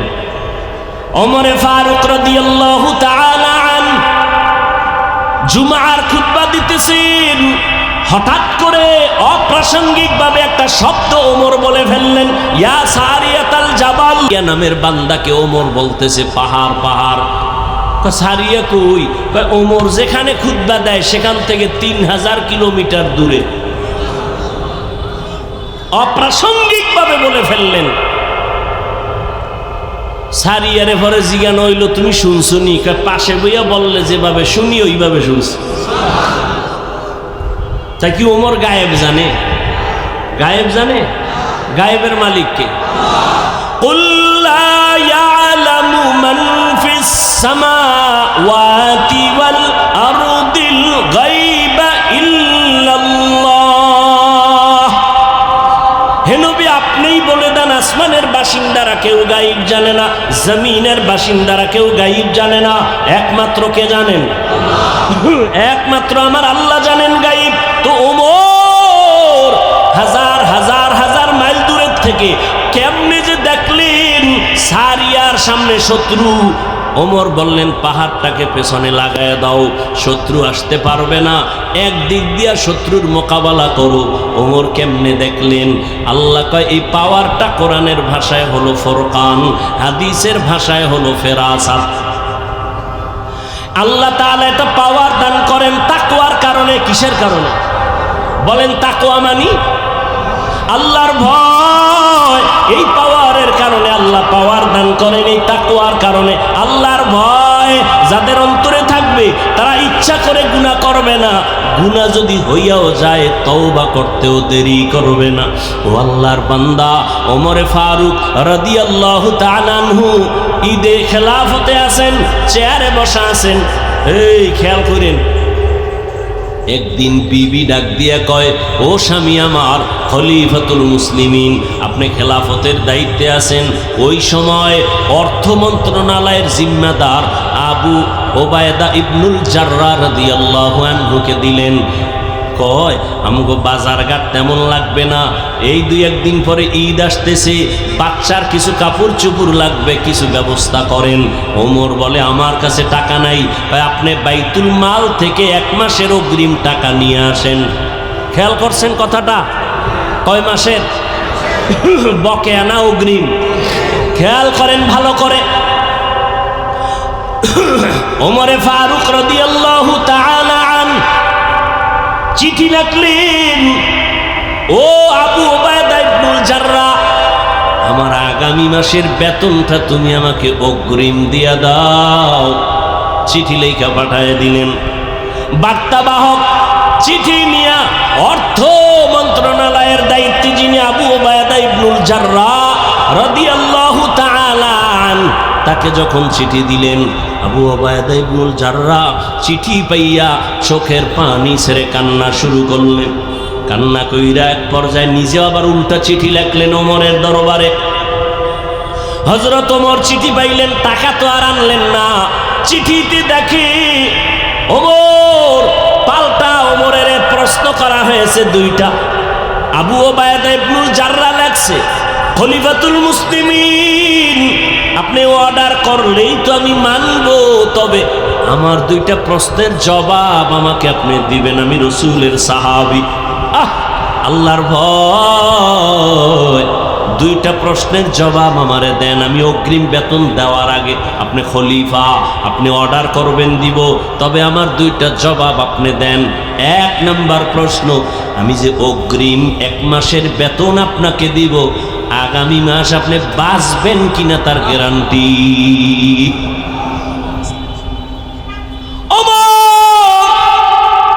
কিং কর্তব্য বিমূঢ় হয়ে চোখের পানি ফেলে কাঁদতেছেন। আবু ওবায়দা ইবনুল জাররাহকে অর্ডার করেছি আমি খলিফা, অর্ডার করলেই তো দিবে, আমি মন্ত্রী, টেলিফোন করেছি, অন্য মানুষ আমাকে প্রশ্ন করা ছাড়া দিবে, কিন্তু না, ইসলাম এমন ধর্ম, রাসূলের আদর্শ এত সুন্দর, গোলাম মালিকের প্রশ্ন করবে, বেইনসাফি করার কোনো সুযোগ নাই। ওমরের প্রশ্ন করলেন, 1 মাসের অগ্রিম যে বেতন নিবেন, আগামী মাসের আপনি বাঁচবেন তার কোনো গ্যারান্টি আসেনি? আছে।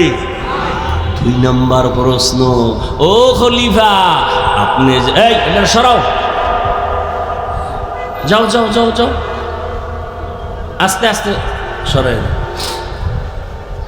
ভাইরা আমার, প্রশ্ন কয়টা করছে বলেন না কেন? 2য় প্রশ্নটা ভালো করে শুনেন।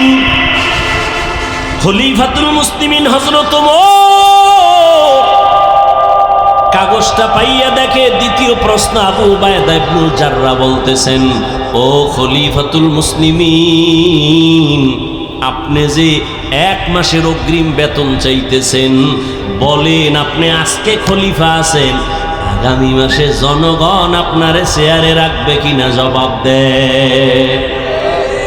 বুঝেননি কিছু? কি বুঝেন? ওমরের মতো ব্যক্তি যাকে শয়তান দেখলে ভয় পায়, সেই ওমরকে এত কঠিন প্রশ্ন। 1 নম্বরে আপনি 1 মাসের অগ্রিম বেতন চাইলেন, বাঁচবেন কিনা গ্যারান্টি। 2য়, আপনি আজকে চেয়ারে বসে আছেন, ক্ষমতার মালিক, আগামী মাসে যে আপনি চেয়ারে থাকবেন আর জনগণ রাখবে তার গ্যারান্টি আছে? আগামী মাসে চেয়ারে থাকবেন না জোহরের আগে চলে যাবেন, গ্যারান্টি নাই। অতএব অগ্রিম বেতন আমি কেমনে দিব? ওমর চিঠি পাইয়া কান্নায় বিভোর, হাত উঁচু করে আমার মালিকের ডাক দিয়ে বলে, মালিক তুমি কত দয়াময়, আবু উবাইদা ইবনুল জাররাহকে তুমি কবুল করে নিও রে মালিক।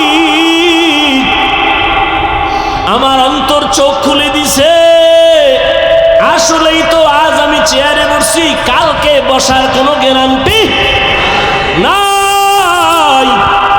এই চেয়ারম্যানের মেয়াদ শেষ হয়ে গেছে। আল্লাহ যারে বসায় সে থাকতে পারবে যতক্ষণ আল্লাহ রাখবেন, জোর করে থাকতে গেলে থাকা যাবে না। ওমর চোখের পানি ছেড়ে আবু উবাইদা ইবনুল জাররাহর জন্য কান্না করলেন। আল্লাহর ভয় তাকওয়া না থাকলে এগুলো সম্ভব না। ও কদমতলী কেরানীগঞ্জের মুসলমান বাবারা, ও কলিজার টুকরা আমার যুবকেরা, আজকে কত কষ্ট ওলামায়ে কেরাম করেন, এর ঋণ আদায় করতে পারবা না। রাগ করো আর যা করো, বিবেক দিয়ে একটু চিন্তা করিও বাবা। ওলামায়ে কেরামরা একটা গালি তোমাকে দেয় না। এই যে এত চিল্লাইয়া বয়ান করতেছি, কত কষ্ট, টাইম মতো খানা নাই, টাইম মতো ঘুম নাই, এতটা দৌড়াদৌড়ির মাঝে আবার বয়ান, চিল্লায়া চিল্লায়া বয়ান। কথা বলার মতো কষ্টের কাজ এই জমিনে আর একটাও নাই। এত কষ্টের কথা, এত কষ্ট করিয়া এই যে এতক্ষণ চিল্লাইলাম, একবারও বলি নাই সবাই আমার দলে আসো। আমি কোনো দলের পথে দাওয়াত দেই নাই। আমি কিন্তু বলি না, এ যুবকেরা স্কুল কলেজ বাদ দিয়ে তোমরা হুজুর হইয়া তসবিহ হাতে নাও, বলছি। তুমি চরমনাই না গেলে জাহান্নামে যাবা, বলি নাই। তুমি তাবলীগ না করলে জাহান্নামে যেতে হবে, বলি নাই। ও যুবক, স্কুল কলেজ ছাড়িয়া কওমি মাদ্রাসায় যাও, তাও বলি নাই। বরং আমি তোমাকে আশ্বাস দিয়া, কলিজা দিয়া, দোয়া দিয়া বলতে চাই, এতগুলো মানুষের আমিন খালি ফেরত যাবে না। ও যুবক, রহমতের নবী তোমার জন্য কত মায়ার খুশির কথা বলছে। মায়ার নবীকে কত কষ্ট দিছে বেদিন বেঈমানেরা। আমার নবী দুনিয়াতে আইসা বাবা বলে ডাকতে পারেন নাই। 6 বছরে মা হারাইয়া নবী অসহায়, চারদিকে রসুলের দুশমন আর আক্রমণ। আমার নবী দোয়া করলে উহুদ পাহাড়টা স্বর্ণ হয়ে যাইত। কিন্তু সেই নবী বলেন, ও যুবকেরা, আমি মুহাম্মদের এত কষ্ট, এত কষ্ট, এত কষ্টের জীবন আমার বংশের লোকেরা শুধু শুধু আমার উপরে হিংসার বশীভূত হইয়া আমাকে শিয়াবে আবু তালিবের মধ্যে গৃহবন্দী করে 3টা বছর রেখেছে। আমাকে পানি দেয় না, খানা দেয় না। আমি আল্লাহর এত পেয়ারা গোলাম, আমি গাছের পাতা সিরা সিরা চাবাইয়া চাবাইয়া খাইয়া নিজের পেটের ক্ষুধা নিবারণ করেছি। ওই সময় আমার বিরোধিতা করেছে যারা বুড়া, আর আমি মুহাম্মদের উপকার করেছে যারা, তারা যুবক। যুবকেরা আমার উপকার করেছে, বুড়ারা আমার বিরোধিতা করেছে। ও যুবক বাবা, আল্লাহর নবী যুবকদের জন্য কত খুশির কথা বললেন। রহমতের নবীর উপকার করেছে যুবক। ও যুবক বাবা, তুমি কি উপকার করলা রহমতের নবীর? তুমি মুসলমান, আমিও মুসলমান। তোমার পাও ধরে ধরে বয়ান করি, নামাজের কথা বলি, তুমি নামাজ পড়তে চাও না, আর আমি নামাজ ছাড়তে চাই না। তুমিও মুসলমান, আমিও মুসলমান। তোমার আমার আল্লাহ এক, তোমার আমার নবী নাকি আলাদা?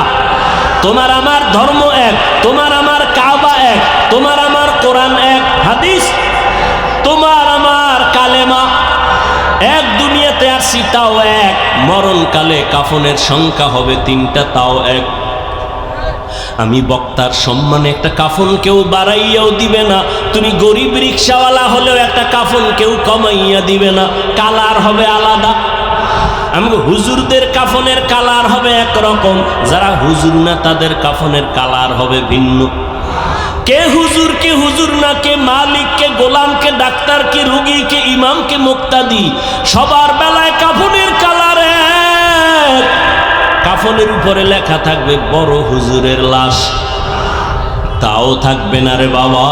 সব আজকে আমি বক্তা বক্তা হইয়া কত ভাব দেখাই, তুমি শ্রোতা, তুমি দুর্বল, তুমি ডাক্তার হইয়া ভাবে আসো, আমি রোগী হইয়া সিরিয়ালে কষ্ট পাই, কিন্তু কাফনের মধ্যে যেদিন ঢুকবো ওই দিন সবার বাহাদুরি শেষ হয়ে যাবে।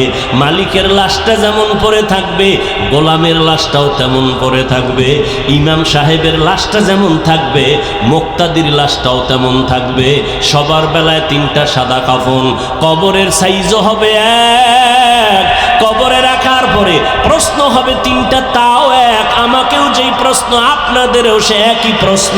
রবের পরিচয় দাও, ধর্মের পরিচয় দাও, রাহমাতুল লিল আলামিনের পরিচয় দাও।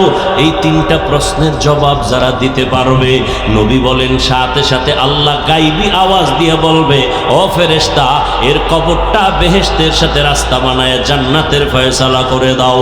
আর এই তিনটা প্রশ্নের জবাব যারা দিতে পারবে না, নবী বলেন আমার আল্লাহ গাইবী আওয়াজ দিয়ে বলবেন, এই নাফরমান, এই বেনামাজির কবর জাহান্নামের সাথে রাস্তা খুলে দাও। ও যুবক, আমি আজকে তোমার মতো প্যান্ট শার্ট টাই লাগাইয়া দাড়ি কামাইয়া যদি রাস্তায় চলতাম, কেউ আমারে বাধা দিত না। কিন্তু বাবা, আজকে টুপি মাথায় দিলে মাথা গরম লাগে, কম বুঝি না। দাড়ির কারণে যৌবনের ভাব চলে যায়, তাও বুঝি। জামার কারণে গরম লাগে, তাও বুঝি। এই টুপি দাড়ির কারণে কত গালি শুনলাম, এরপরও কেন টুপি ছাড়ি না, কেন দাড়ি ফালাই না, কেন বেপর্দায় চলি না? তোমার টুপি মাথায় দিতে লজ্জা লাগে আর আমার টুপি খুলতে লজ্জা লাগে। তোমার দাড়ি রাখতে লজ্জা লাগে আর আমার দাড়ি কাটতে লজ্জা লাগে। তোমার পর্দা করতে লজ্জা লাগে আর আমার পর্দা না করলে লজ্জা লাগে। তোমার মসজিদে ঢুকতে লজ্জা লাগে আর আমার মসজিদে না ঢুকলে লজ্জা লাগে। ও বাবা, কারণটা কি? তোমার আমার আল্লাহ এক, নবী এক, কোরআন এক, হাদিস এক, কাবা এক, মরণ এক, কাফন এক, কালার। কবরের প্রশ্ন এক। এরপরও কেন তুমি ওলামায়ে কেরামের পাও ধরা বুঝানোটাও কেন মানো না? আসলে কি মনে মনে ভাবছো কোরআন মিথ্যা? থাকলে বলো, যদি প্রমাণ দিতে পারো কোরআন মিথ্যা, এখন আমি দাড়িটা কেটে ফেলবো, নামাজ বাদ দিয়া ল্যাংটা নাচ গান করবো, আল্লাহর বিরুদ্ধে রাস্তায় নেমে যাব। কিন্তু তুমি কেন ১৫০০ বছর পর্যন্ত আল্লাহর কোরআনের একটা ভুল কেউ বের করতে পারে নাই, বরং বহু বিধর্মী কালেমা পড়ে মুসলমান হয়ে গেল। এ শুধু তাই না, ও যুবক, সবাই যে খারাপ তাও না। তোমার মতো যুবক জীবনে মাদ্রাসায় পড়ে নাই, স্কুল কলেজে পড়ে, 5 বেলার নামাজ পড়ে, সত্য কথাটা স্বীকার করো, আছে না নাই? তুমি তোমাকে প্রশ্ন করো, তুমি কেন পারবা না? তোমার মতো যুবক তাকায় দেখো, রাস্তায় গাড়ি চালায়, 5 বেলার নামাজ পড়ে, তোমার বিবেকটাকে জিজ্ঞাসা করো, তুমি কেন পারবা না? তোমার মতো যুবক কৃষি কাজ করে, নদীর মধ্যে মাছ ধরে, শ্রমিকের কাজ করে, নামাজ পড়ে নাই? বলো তুমি কেন পারবা না? তোমার মতো যুবক ব্যবসা করে, চাকরি করে, র্যাব, আর্মি, পুলিশ, বিডিআরে আছে, নামাজ পড়ে, আছে না নাই? বলো বাবা, তুমি কেন পারবা না? আল্লাহর কোরআনটারে মিথ্যা মনে করিও না, আল্লাহর কোরআন সত্য। ওরে আমার তো কোনো আমল নাই, ওরে যারা আমলওয়ালা একুরেট, আল্লাহ পাক কবুলিয়াতের গ্যারান্টি কাট পাঠাইয়া দিছেন সাহাবায়ে কেরামদের। তাদের এত সুন্দর আমল, আবু বকর, ওমর, ওসমানের এত সুন্দর নামাজ, এত সুন্দর তেলাওয়াত, এত সুন্দর তাকওয়া, এত সুন্দর তাদের ইখলাস, এত সুন্দর কোরআনের তেলাওয়াত, এত সুন্দর জিকির, এত ভালো ভালো আমল করিয়া জান্নাতের টিকিট পাইয়াও সারা জিন্দেগি শুধু কান্না আর কান্না। নবী বলেন, আমি একদিন রাতের বেলা শুনি, আমার হুজুরার পাশেই তো মসজিদে নববী, আমি শুনি কানের মধ্যে কান্নার আওয়াজ আসতেছে। আমি নজর করে দেখলাম কে কান্না করে গভীর রাতে। আমি দেখলাম আমার মসজিদে কেউ না, আমার মাওলা যাকে জান্নাতের টিকিট দিছেন, আমার হাতে গড়া সাহাবী আবু বকর নামাজে দাঁড়ায় দাঁড়ায় কান্না করে। আমি নবী সইতে না পাইরা বের হয়ে গেলাম। আমি আবু বকরকে জিজ্ঞাসা করলাম, আবু বকর, আপনি নামাজে দাঁড়াইয়া গভীর রাতে কেন কান্না করতেছেন? আবু বকর বলেন, ইয়া রাসূলুল্লাহ, আল্লাহর আদালতে হাসরের ময়দানে কেমনে দাঁড়াবো, এই ভয় আমি নামাজে দাঁড়ায় কাঁদতেছি। নবী বলেন, আবু বকর, জান্নাতি সাহাবীদের মধ্যে আপনি প্রথম নাম্বারে সুসংবাদ পাইছেন, আবার ভয় কিসের? আবু বকর বলেন, ও নবী, যেই আল্লাহ আমার উপরে খুশি হইয়া জান্নাতের সার্টিফিকেট দিয়েছেন, ওই আল্লাহ যদি বেজার হইয়া আবার সার্টিফিকেট ক্যান্সেল করে দেয়, আমি মাওলার কাছে কি জবাব দিব সেদিন? আপনি যে ভয়ঙ্কর কথা বলছেন ওই হাসরের মাঠের। আম্মা জান আয়েশা বলেন, রহমতের নবীও কাঁদতেছেন কবরের ভয়ে, হাসরের ময়দানের ভয়। কিয়ামতের ময়দানটা হবে এই জমিন, নবীরা সমস্ত মানুষগুলো উলঙ্গ দাঁড়াবে, নারী পুরুষেরা। আম্মা জান আয়েশা বলেন, নবী, হাসরের ময়দানে নারী পুরুষ যদি উলঙ্গ দাঁড়ায়, লজ্জা কি কেউ পাবে না? শরম পাবে না? নবী বলেন, শরম পাবে দূরের কথা, এমন আযাব শুরু হয়ে যাবে, একদিকে সূর্যের গরম, অন্যদিকে জাহান্নামের আওয়াজ, অন্যদিকে রহমতের নবী বলতেছেন আমার আল্লাহর রাগান্বিত আওয়াজ, লিমানিল মুলকুল ইয়াউম লিল্লাহিল ওয়াহিদিল কাহ্হার। ও যুবক, কয়দিন আর যৌবনের বাহাদুরি করে নামাজ ছাড়বা, বেপরদায় চলবা, দাড়ি কাটবা? তোমার মতো কত যুবক তো এই ছাত্র জনতার আন্দোলনে কবরে চলিয়া গেল। ও যুবক বাবা, কত যুবকের লাশ গাড়ির নিচে তাকায়া দেখো, এমন একটা দিন নাই বাসের নিচে, গাড়ির নিচে, পানির নিচে যুবকের লাশ নাই। কয়দিন আর বাঁচবারে যুবক বাবা? আজকে তুমি যত বান্ধবী দেখো আর বন্ধু দেখো, ওরে আজরাইল যখন এসে যাবে কেউ নাই, তোমার আমার গায়ের গেঞ্জিটা পর্যন্ত বেলেট দিয়া কেটে কেটে রেখে দিবে, কেউ নাই। কই আমার বন্ধু যদি শুনে তুমি আমি মরে গেছি, সাথে সাথে বন্ধু মোবাইল থেকে নাম্বারটা ডিলিট করে ফেলবে, বলবে তো মরিয়া গেছে, এখন আর এর নাম্বার মোবাইলে রেখে লাভ নাই। মামার হাতের ঘড়ি বলি আমার ঘড়ি, আমি মরিয়া গেলে ঘড়িটা আর একজনে হাতে দিয়া বলবে এটার মালিক আমি, আমার মোবাইলটা আর একজনে হাতে নিয়ে বলবে মোবাইলটা আমার বাড়ি, আমার বাড়ি, আমার গাড়ি যাই বলি সবাই আমাকে নামায় বলবে বাড়ির মালিক আমি। আমারে 3টা সাদা কাপড়ের প্যাকেট বানাইয়া জানাজা পড়াইয়া এমন একটা কবর বাসবাগানে নিয়ে রাখবে যেখানে বাতি নাই, সাথী নাই, কোনো আপন কেউ নাই। আমার মা কোথায়, বাবা কোথায়, ভাই কোথায়, বোনেরা কোথায়, বন্ধু কই? এখন আমি ডানে বামে দেখবো মাটি আর অন্ধকার আর মাটি। ওই কবর দেইখা উসমান রাদিয়াল্লাহু তাআলা আনহু কান্না করে। ও উসমান, আপনি জান্নাতি সাহাবী, কান্দেন কেন? বলে, অন্ধকার কবরে গিয়া যদি 3টা প্রশ্ন দিতে জবাব দিতে না পারি, আমার মাওলার গাইবি আওয়াজ হবে, ও কবরের মাটি, এই নাফরমানের 2 পার্শ্ব থেকে জোরে জোরে চাপ দাও। কবরের মাটি চাপ সহ্য করতে পারবি না রে যুবক। একটা মশার কামড় সইতে পারি না, একটা বেতের বাড়ি সইতে পারি না, সূর্যের গরম সইতে পারি না, জাহান্নামের গরম কেমনে সহ্য করব? হাসরের ময়দানে জাহান্নামের গরম কেমনে সহ্য করবা?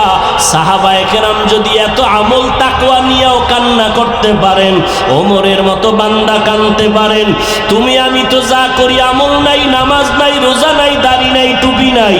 ও দাড়িওয়ালা, দাড়ি কামানেওয়ালা ভাইরা, বেপর্দাওয়ালা ভাইরা, ও পর্দার আড়ালের মা বোনেরা, ও বৃদ্ধ বাবাজিরা, দুনিয়াটা কিছুই না রে বাবা।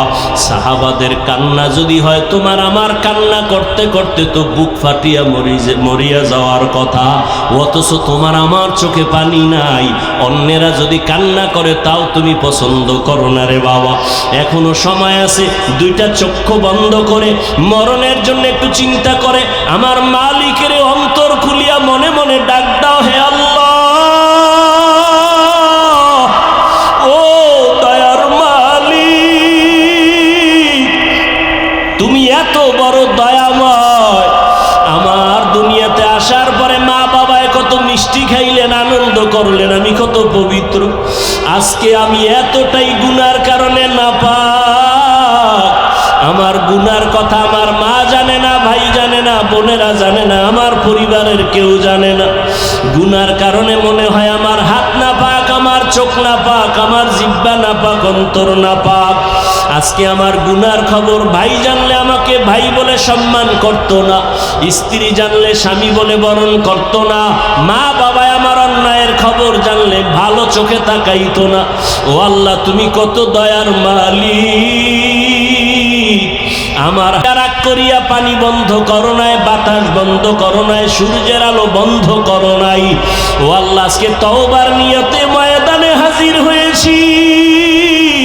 শয়তানের ধোকায় পড়ে কত দাড়ি কাটছে, কত নামাজ ছাড়লাম। আল্লাহ, আজকে থেকে তওবা করলাম, মরিয়া গেল আর নামাজ ছাড়বো না, দাড়ি কাটবো না, বেপরদায় চলবো না, মা বাবার সাথে বেয়াদবি করবো না, ওলামায়ে কেরামের পরামর্শ নিয়ে নবীর তরিকা মানিয়া 5 বেলার নামাজ পড়বো।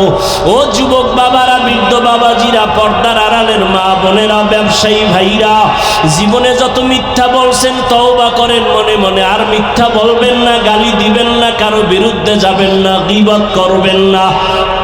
নিজের সন্তান পরিবারকে আদর্শওয়ালা বানাবেন, নামাজি বানাবেন, পর্দাওয়ালা বানাবেন, কোরআন তেলাওয়াত শিখবেন, শিখাবেন, নবীর তরিকায় নামাজ পড়বেন, পড়াবেন, ওলামায়ে কেরামের পরামর্শ নিয়ে চলবেন। তওবার যদি অন্তর তৈরি হয়ে থাকে রে যুবক, যদি মুনাফিকি না থাকে, অন্তর যদি তৈরি হয় তওবার জন্য, যাদের অন্তর তৈরি আছে, মরিয়া গেলেও নামাজ ছাড়বেন না, দাড়ি কাটবেন না, বেপরদায় চলবেন না, মা বাবাকে কষ্ট দিবেন না, ওলামায়ে কেরামের দোয়া নিয়ে চলবেন, নবীর তরিকা মেনে চলবেন। তওবা করার মতো যদি অন্তর কারো তৈরি হয়, দুটো হাত আমার আল্লাহকে দেখায় দাও। আয় আল্লাহ, হাতগুলো কবুল করে নেন, তওবা কবুল করে নেন, তওবার উপরে মজবুত হইয়া চলার মতো তৌফিক দান করেন, আমিন।